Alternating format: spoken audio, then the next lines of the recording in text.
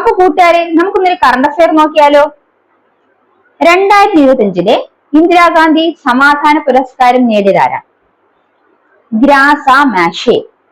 2025 ഇന്ദിരാഗാന്ധി സമാധാന പുരസ്കാരം ലഭിച്ചത് ഗ്രാസ മാഷേലാണ്. ഈ ഗ്രാസ മാഷേനെ കുറിച്ച് മനസ്സിലാക്കാൻ ഒന്നാമത്തെ പോയിന്റ് ഇതാണ്: മൊസാംബിയൻ മനുഷ്യാവകാശ പ്രവർത്തകയാണ് ഗ്രാസ മാഷെ.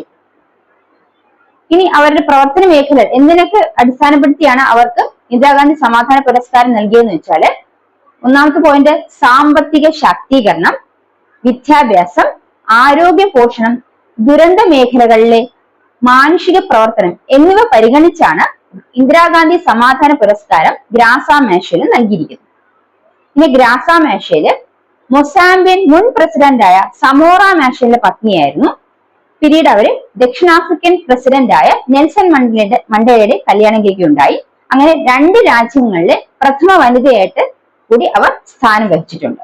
അപ്പൊ ഗ്രാസ മാഷേനെ കുറിച്ച് PSC പോയിന്റ് ഓഫ് വ്യൂ അറിഞ്ഞിരിക്കേണ്ട ഇത്രയും പോയിന്റ്സ് പഠിച്ചു വെച്ചോളൂ. തീർച്ചയായും നിങ്ങൾക്ക് കറണ്ട് അഫയർ 1 മാർക്ക് ലഭിക്കുന്നതായിരിക്കും.